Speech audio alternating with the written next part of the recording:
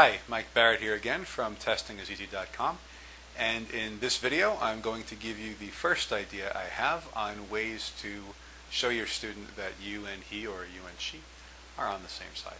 I'm just going to name my student Chris instead of saying he or she. Chris could be anybody's name, and that way I'll just say you and Chris. And if your name happens to be Chris, so much the better. Anyway, or students, I don't know. Anyway, if there's any Chris's out there, something. So, in this first idea, as you can see here on the screen behind me, what I'm going to suggest is that you and the student be physically on the same side, physically oriented the same way.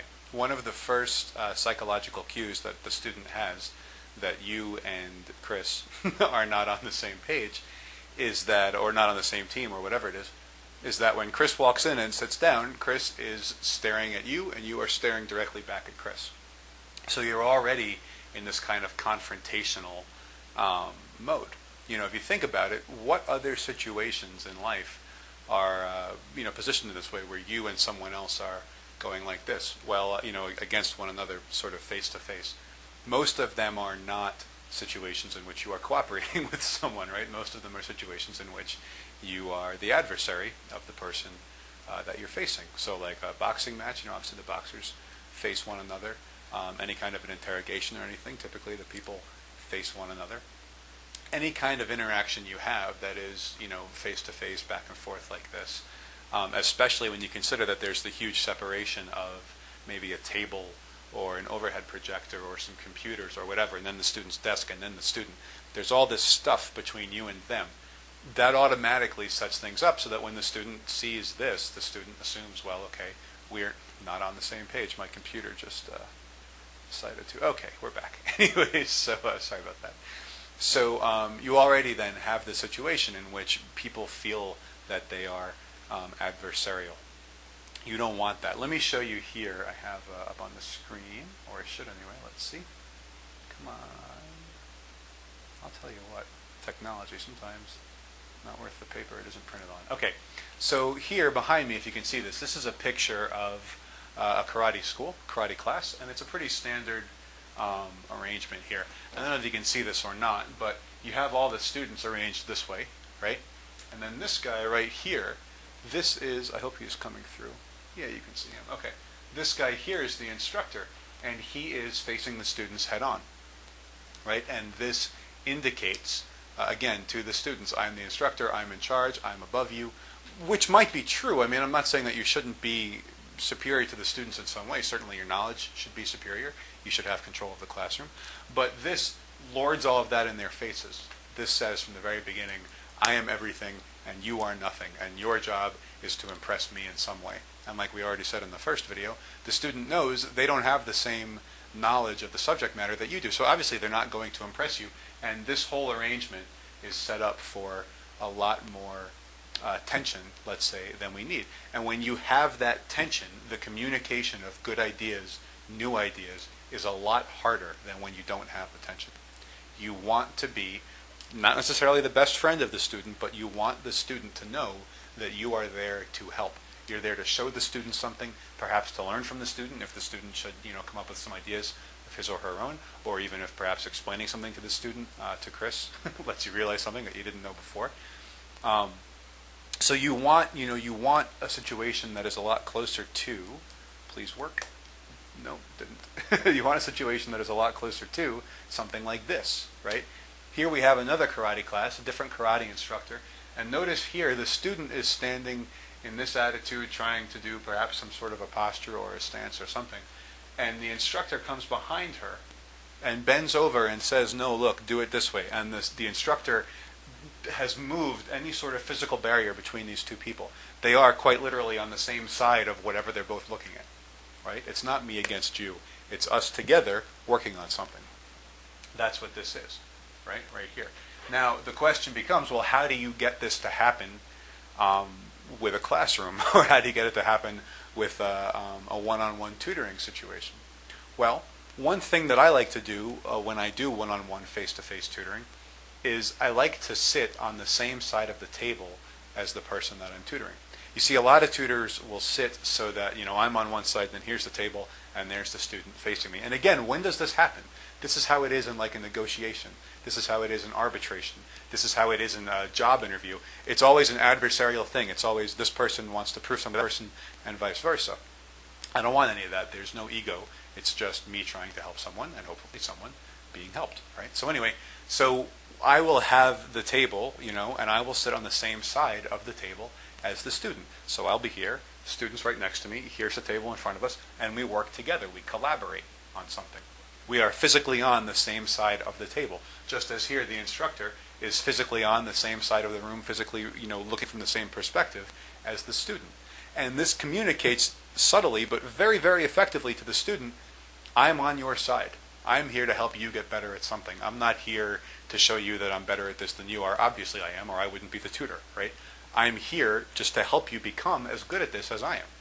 That's the goal. I'm here to get you closer to your goal with whatever subject it is that we're discussing. And you can see here, there's no tension between these two people, right? This is the instructor helping the student. So anyway, so if you have, you know, a table one-on-one situation, you can try sitting on the same side of the table. Now, this should go without saying. Maybe it doesn't. I don't know. But don't be like, you know, next to and on top of the student. You got to give them their personal space, of course. But if you can sit, you know, here's one chair, there's another chair, and big spread out space, you know, and here we are, we're working together. That is by far the most ideal thing. If you happen to do your tutoring in a classroom setting, you know, maybe after school or something, then rather than have you be at the chalkboard and the person you're tutoring be at the desk, maybe put two desks together and you sit in one and they sit in one, you know, and then you work like that. Or have them come up to the chalkboard.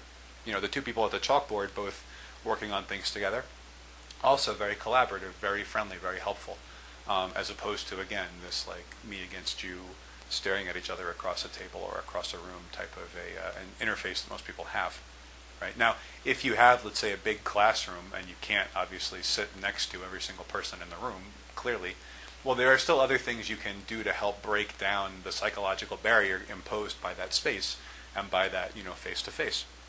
You can have students come up out of the classroom and come up to the board with you and collaborate that way. You know, you can have one or two at a time. And even if the individual student, Chris, even if Chris sees one of Chris's friends go up and it's not Chris himself, Chris self, herself, whoever it is, even if it's not actually Chris going up, Chris still sees, okay, here was one of my peers, and my peer went up, and, you know, I'm on the same team as the peer, and then the peer's on the same team as the student, so obviously, you know, on the teacher rather, so obviously me and the teacher and the peer kind of all working on the same team and going in the same direction. Now, what if you do your tutoring over the internet or over the telephone or something like that? Well, there are still ways that you can affect this working together, this sort of peering over the shoulder like this being on the same physical side of whatever the problem is. For instance, in my online video class, which I will attempt now to show you. Come on. There we go. Yes, maybe. Okay. So in my online video class, which you see before you now, what I do is I have like the solutions to the problems set up. So if you can see, you know, there's the problem on the screen, and then I use this thing, although I use it a lot better on there than I do right now. And I just show, you know, this is what I would look at. I circle this. I would look at that next. I would do this. And this way, it's actually almost even better, because here, the student is looking at this, which is basically what the student would see if the student were working on it, himself or herself, or Chris's self or whoever. They would see, you know, this, and then the work, so to speak, sort of starts appearing magically on the screen in front of them, and it's just about as close as you can get to if I was, you know, standing over them and guiding their pencil and saying, look at this, circle that, think about this, you know, whatever it is. So whatever your medium is, whatever your interface is, find some way to implement this idea. If you can work on being physically on the same side of the problem as the student is, and sort of looking through the student's perspective, quite literally, then you're going to find that the student opens up to you. Where it used to be the student comes in and, oh God, I have to be tutored in the SAT or the LSAT, and I can't believe I'm doing this instead of hanging out with my friends or whatever. Where it used to be that, now it becomes, thank God I have this problem and somebody's finally going to help me solve it. Right? That's what the student is thinking now. Now the student sees, okay, me and this person, we are working on this together. You don't have to send that message verbally. You can just send it by being on the same side, literally. and that shows the student on a subconscious level. This sounds stupid. I mean, if I'm listening to myself talk about like the psychological impact and subtlety and stuff, it sounds a little weird, but it's actually very, very powerful. So if you and your student or whoever it is that you're trying to teach something, if you can be on the same side of a problem, it shows the student we're on the same team. You don't have to be afraid of me. I'm not here to embarrass you. I'm not here to work you to death. I'm just here to help you figure this out. And that's what they want. And that's going to kill all the tension in the relationship and make it a lot easier for you to get through to the student, which of course, again, is what we're looking for. My computer just shut off. Okay, so I'll shut up now, and I hope you've enjoyed this. I hope you can start thinking about some ways that you can break down this physical barrier and become on the same side of the problem that your student is or students are. And in the next video, I'm going to share with you another very useful tactic for affecting this same thing. So thanks very much for watching, and I'll see you in just a moment.